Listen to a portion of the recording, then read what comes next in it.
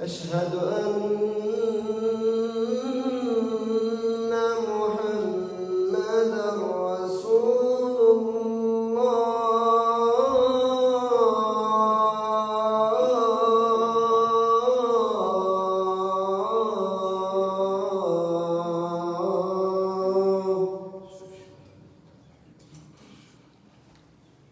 حي على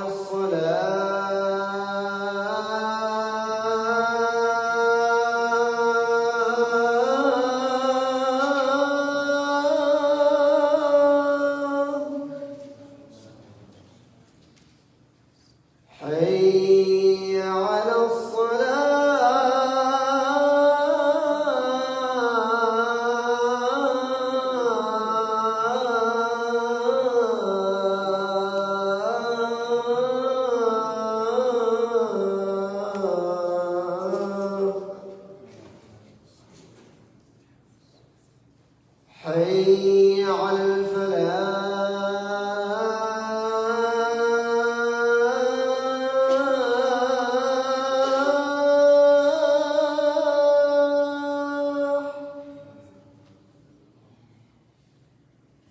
حي على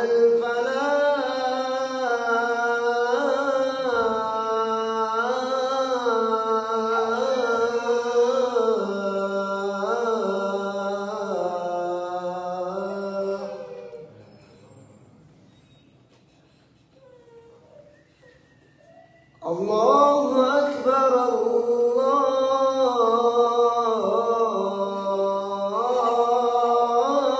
الله أكبر لا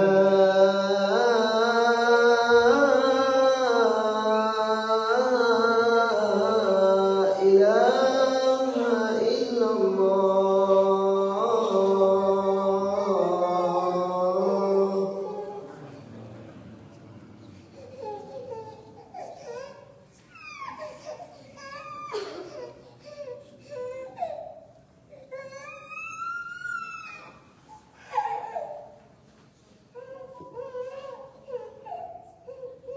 الحمد لله رب العالمين ولا عدوان إلا على الظالمين والعاقبة للمتقين ونشهد أن لا إله إلا الله ولي الصالحين ونشهد أن محمدا رسول الله الصادق الأمين وحبيب المسلمين. Praise be to Allah, Lord of all worlds. There is no aggression except against the oppressors.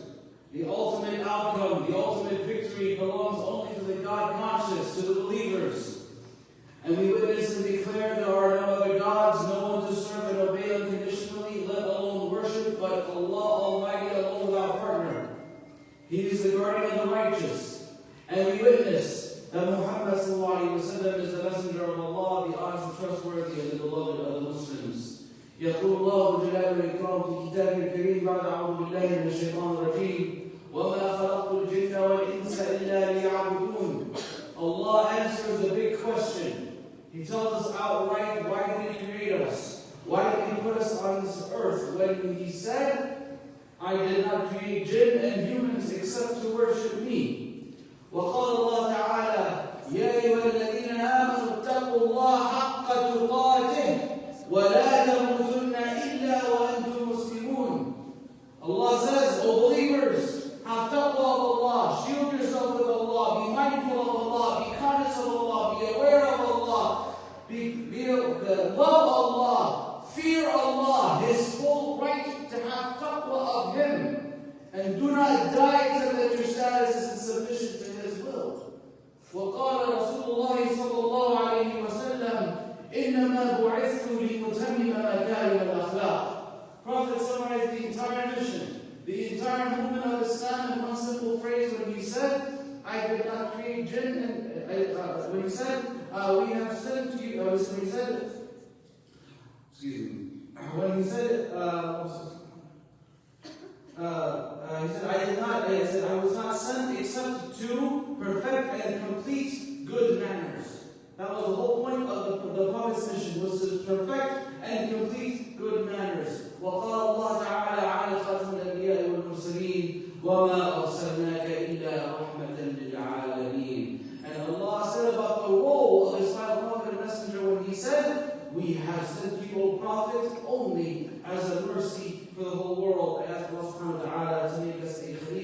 an ambassador, an agent of the mercy for the whole world. Allahumma ameen. My dear brothers and sisters, today's khutbah will be talking about getting comfortable with being uncomfortable. And getting uncomfortable with being comfortable. Brothers and sisters, how do we define success? We spend most of our waking hours working towards the symbols of success, towards acquiring the symbol of success. Whether it is having a Tesla or a BMW, or the nice big house with the white picket fence, the Instagram-worthy photo of the picture-perfect family. These are the symbols of success.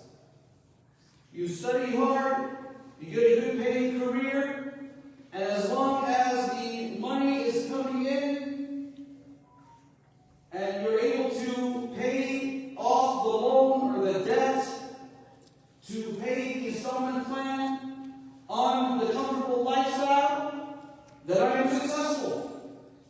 And you think that if I am successful in that regard, then I am blessed by Allah subhanahu wa ta'ala.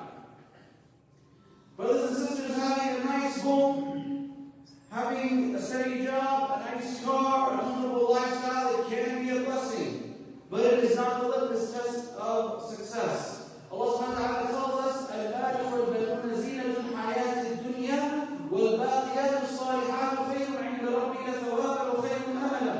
Wealth and children are the adornment of this worldly life. But the everlasting good deeds are far better with reward and hope. In fact, the Quran tells us the criteria for success, and it doesn't make mention anywhere of the comfortable lifestyle. In fact, every one of the criteria for success with Allah subhanahu wa ta'ala is uncomfortable. It goes against the grain. It is the opposite of doing what you want to do, what you are inclined to do. When Allah tells us in the first 11 verses of Surah Al-Mu'minun, this is your take-home, inshallah. Your homework from now until next Friday. This is what I'd like for you to do. Look up these ayahs, read them, study them, ponder on them, and apply them as best as you can in your life. When Allah subhanahu wa ta'ala tells us, قَدْ أَفْلَحَ الْمُؤْمِنُونَ, indeed the believers are successful.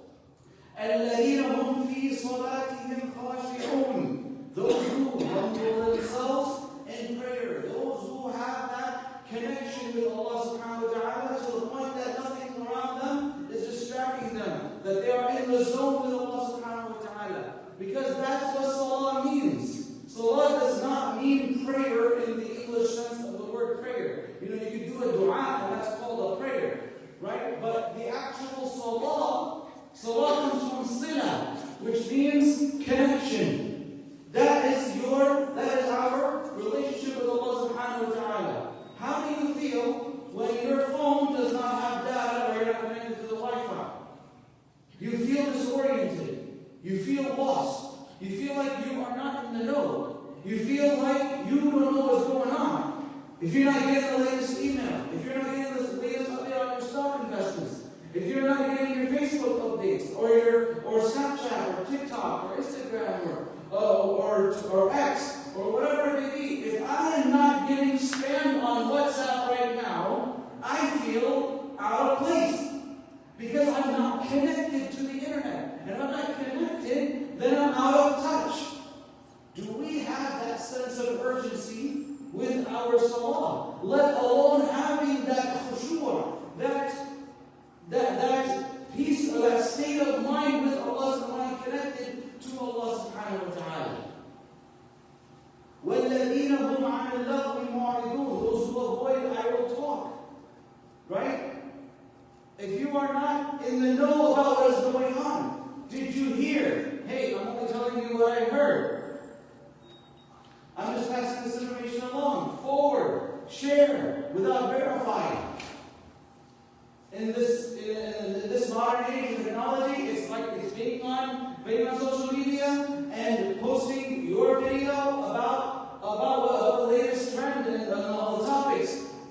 Sharing your comments and your opinion, even though you may not be a subject matter expert, or you may not even know much about the subject, except what you have been taught by the algorithm that showed you a particular side of the equation.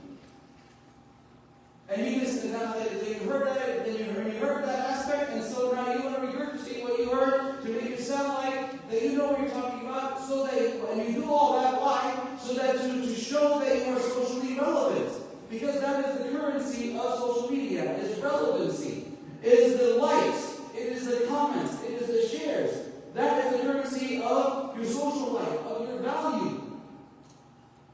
But Allah subhanahu wa ta'ala is telling us all of that is level, it is empty talk, it's idle talk, it doesn't matter at the end of the day. And to stay away from it actually. وَالَّذِينَ هُمْ عَنِ الزَّكَاةِ فَاعِلُونَ, and those who are paying their required zakah. You know, subhanAllah, we work very hard, we study very hard to get where we are, you know, in our careers, in our jobs, and we make, alhamdulillah, a good amount of money. But Allah subhanahu wa ta'ala tells us that there is a part of our money that we must worship Allah subhanahu wa ta'ala with. That 2.5% that is sitting there for a year, we have to let go of it. And this exercise helps us, or should be helping us, to be detached from this world. To not to have the dunya in my hand and not in my heart. To let it go. Because this money is actually not mine. It belongs to Allah subhanahu wa ta'ala. It has just been entrusted to me as a test from Allah subhanahu wa ta'ala. And He's going to see and hold me accountable with how I made it, every single penny, and how did I spend it. Are we living up to that criteria? Not to mention the sadaqah aspect of what we're doing with our money. The optional charity.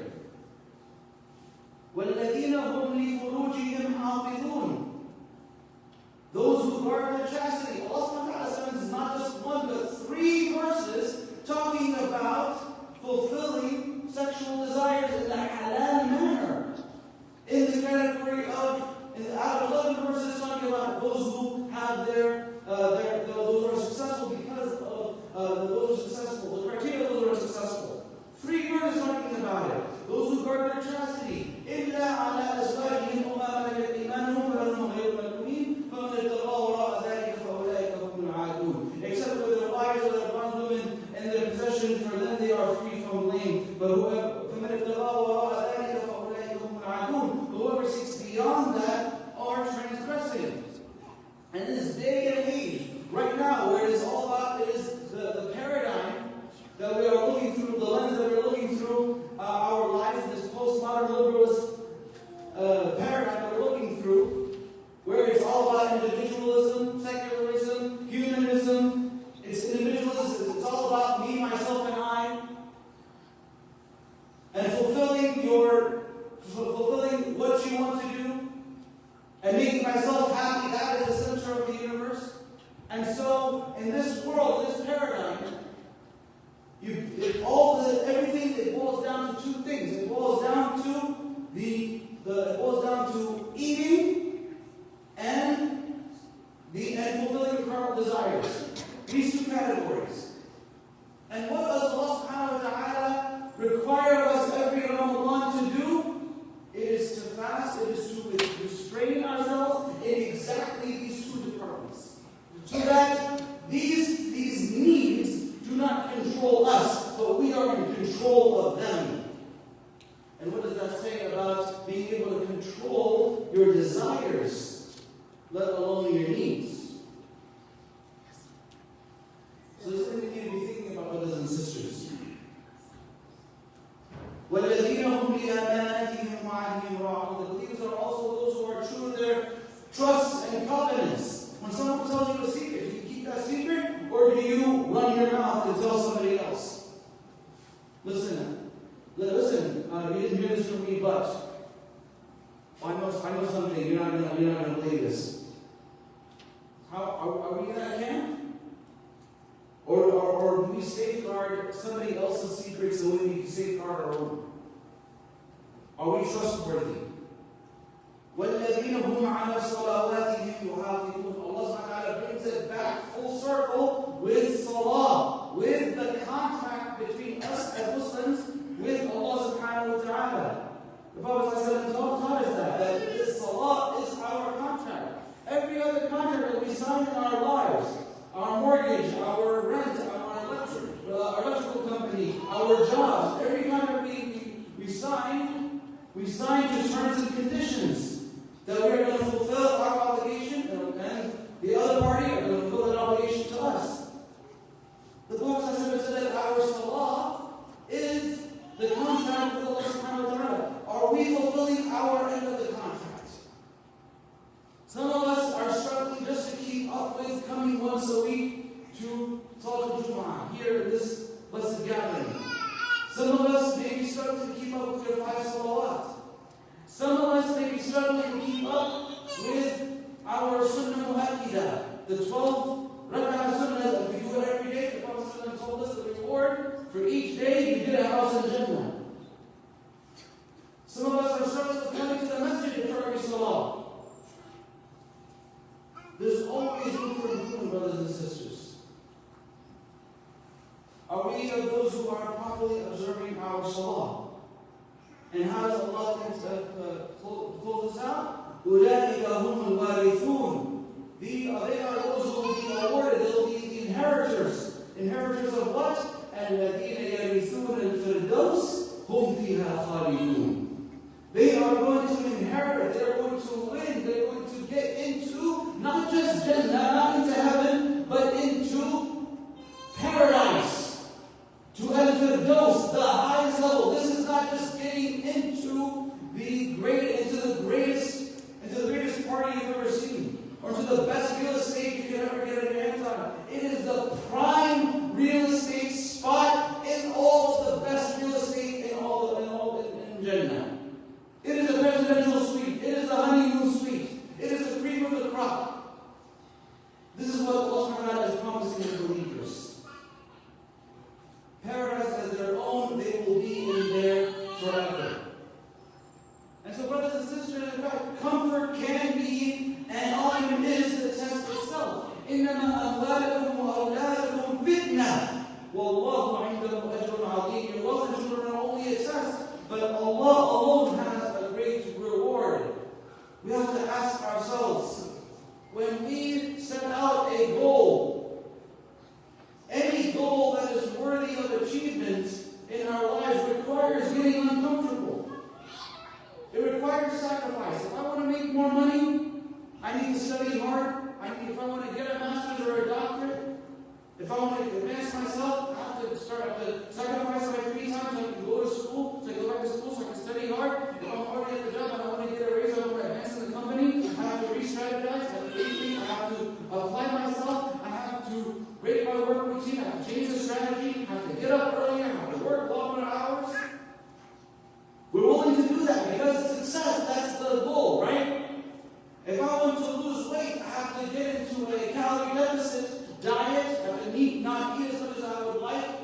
I have to build muscles, or at least maintain my body built. I gotta go to the gym. I gotta tear my muscles to build new ones. I have to do some cardio. I have to work out a sweat. It's uncomfortable, but we tell ourselves, no pain, no gain. We tell ourselves, pain is weakness in the body. Eat less, move more. Not gonna lie, brothers and sisters, this part of the khutbah is mostly for me. I started since last November. I was at 277. I'm now at 236. Alhamdulillah. But it's not another 8 months to go. Okay? It's hard. It's a real struggle. And I'm in there. But I know if I want to see results, I have to make some changes. And change is uncomfortable. But I'm willing to do it because it's better. I'm feeling healthier. I'm able to play with my kids longer. I'm able to take 10,000 steps is not a problem anymore. I do that because for me it is going towards success. But I have to ask myself, do I have the same attitude when it comes to bettering myself with the deen, with my relationship with Allah subhanahu wa ta'ala? Or do I only say to myself, you know what, I'm only going to do it when it's comfortable, when it's convenient, to do the right thing, to stand up for what's right. Right now, we see what's going on in Palestine. Last month, Bangladesh was all over the news.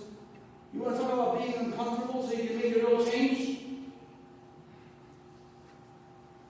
We tell ourselves that when the option to stay fixed, to keep things to stay as it is, if we're not willing to put up with that, then because it's going to be uncomfortable, then we got to get out of our shell, out of our comfort zone, so that we can see a real change. Otherwise, things are going to stay exactly the same. When it comes to our children, right? Our children want to sleep late in the morning, but we make sure they wake up for school. If they don't want to do their homework, we make sure they do their homework. If they're sick and they don't want to take the medicine, we make sure they take their medicine. Why? Because it's going to have results, it's going to have success in the right direction.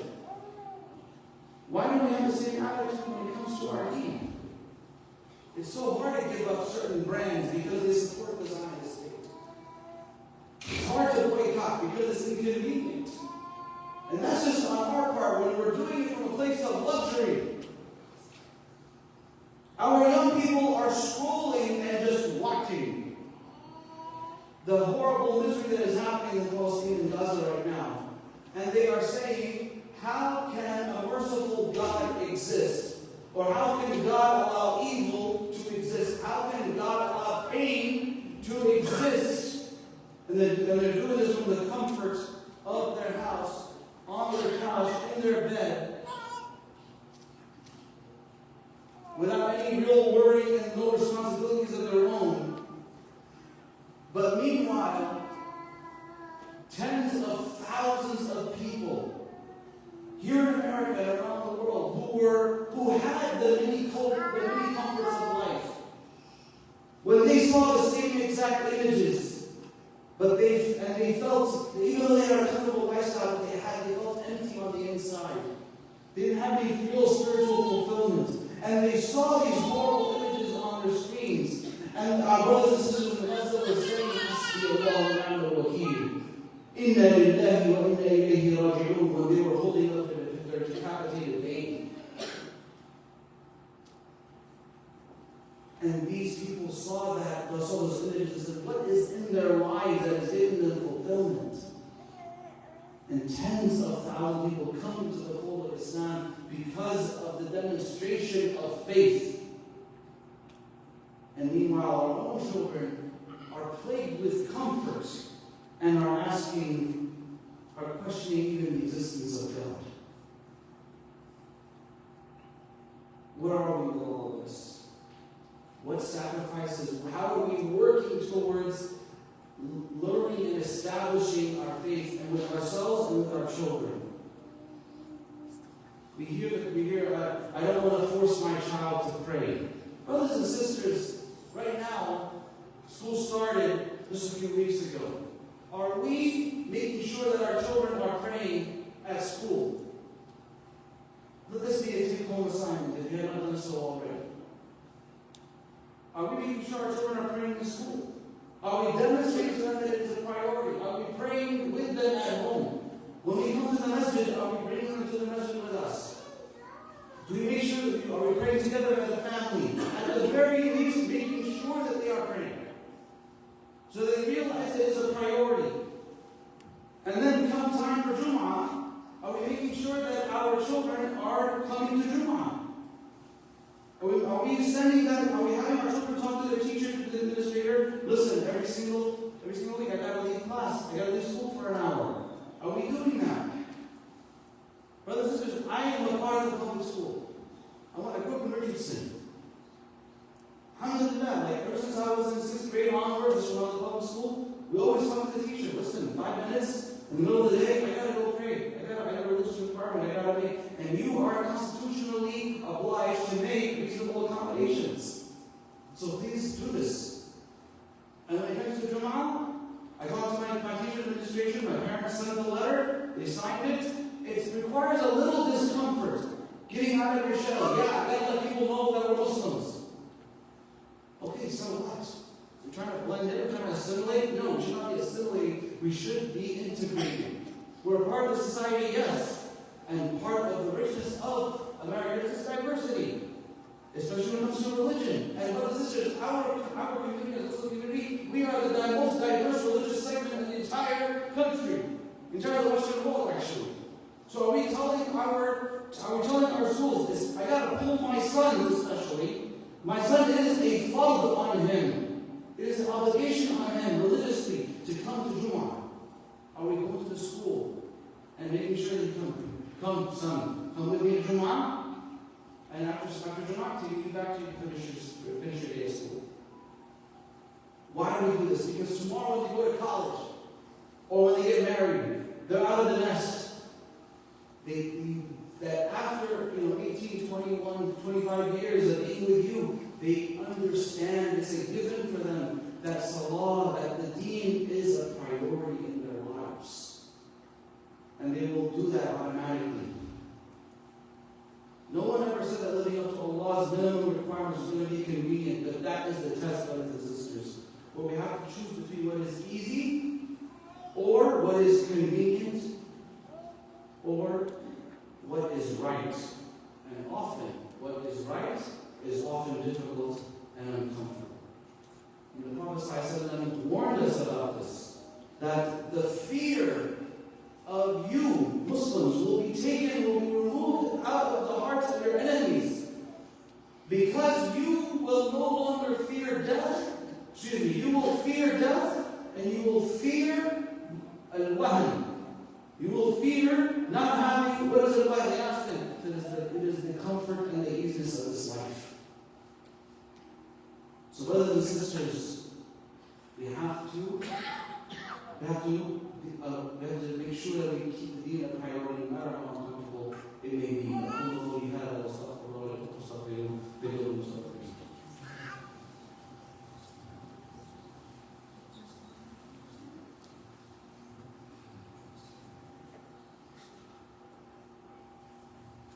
Alhamdulillah Rabbil Alameen, wa salatu wassalamu ala Rasulillah, wa ala alihi wa sahbihi ajma'in, wa ihsan ila yawmiddin, wal 'aqibatu lil muttaqin. Brothers and sisters, Allah subhanahu wa ta'ala tells us, when we see the images of Sulaiman and Gaza, we see the images of what happened in Bangladesh last month, when we see and the continued atrocities happening in Sudan, or the Uyghur brothers and sisters in China, or the silent deaths that's happening in India, and all these places, we have to, it's disheartening. But just like the people who are coming in waves to Islam, they are saying that the people of Islam have faith and I want to be part of that, so they're coming to Islam. We need to remind ourselves what is it that Allah subhanahu wa ta'ala equipped us with, He armed us with, to remember, to center ourselves around the God-centered image of what those worlds used to look like. So when we see the world images, we have to remember Allah subhanahu wa ta'ala tells us, وَلَا تَقُولُوا لِيُقْتَلُوا فِي سَبِيلِ اللَّهِ أَمْوَاتٌ بَلْ أَحْيَاءٌ وَلَكِنْ لَا تَشْعُرُونَ. Never say that those martyred in the cause of Allah are dead. In fact, they are alive, but you do not perceive it. When we get uncomfortable, so we can get to the next level, what is the worst that we have? What is the most that we have to sacrifice? A little inconvenience, a little hardship? It's just an inconvenience. We're living life of luxury. Nothing compared to people who are literally putting their lives on the line. Even people like Sister Aisha who was killed last week in the West Bank, not even Gaza. She left from here so she could help over in Palestine. She had no quote-unquote, no business being over there. But she wanted to be part of the Ummah to help with as much as she possibly could with the efforts that is happening over there. And what happened? A sniper took her out. But she is alive with Allah subhanahu wa ta'ala. وَلَنُبْلُوَنَّكُمْ بِشَيْءٍ مِنَ الْخَوْفِ وَالْجُوعِ وَنَقْصٍ مِنَ الْأَمْوَالِ وَالْأَنفُسِ وَالثَّمَرَاتِ. Allah subhanahu wa ta'ala tells about it and tests us with the comforts of this world. Tests you with a touch of fear, famine, loss of property, life, crops, security, all of that. وَبَشِّرِ الصَّابِرِينَ. Give good news to those who patiently endure. Some of us complaining, why me? How can this happen? الذين إذا أصابتهم مصيبة قالوا إنا لله وإنا إليه راجعون. Surely to Allah we belong, and to Him we all return. أولئك عليهم صلوات من ربهم ورحمة وأولئك هم المهتدون. They are the ones who receive Allah's blessing and mercy. And every one of us wants the blessing of Allah and His mercy. That's how we can be. Allah gives us the formula. This is how we can be part of that group. وَأُولَٰئِكَ هُمُ الْمُهْتَدُونَ. It is they who are rightly guided. So brothers and sisters, I close the khutbah with this hadith of the Prophet ﷺ, when he said that to do the most that you can do, when he said, مَنْ رَأَى مُنْكَرًا فَغَيَّرَهُ بِيَدِهِ فَقَدْ بَرِئَ. I heard the Messenger of Allah say, he said, I heard the Prophet say, whoever among you sees an evil and changes it with his hand, then he has done his duty. If he's the default position of a believer, is put himself in a position where he can change the bad situation with his hand. وَمَنْ لَمْ يَسْتَطِعْ أَنْ يُغَيِّرَهُ بِيَدِهِ فَغَيَّرَهُ بِلِسَانِهِ فَقَدْ بَرِئَ. Whoever is unable to do that, but changes it with his tongue, then he has done his duty. If he's able to speak out against it any way he can, if he protests about it, if he goes on social media, uses this platform, doing whatever he can, whatever your capacity is, that is what Allah is going to ask you about. Allah is going to ask you about the effort. He's not going to ask you about the results. The results don't matter. They're looking around here in my hands. But Allah subhanahu wa ta'ala, and we are working on His timeline, not the other way around. But we have to do our duty.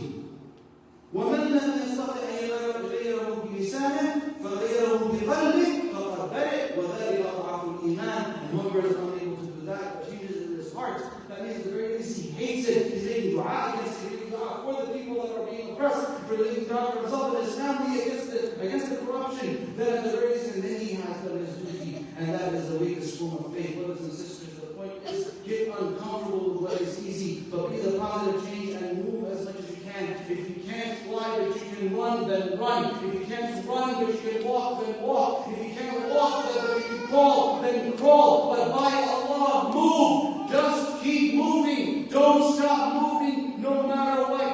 Keep moving. I pray Allah subhanahu wa ta'ala makes us one of those who listen to the speech and follow Allah.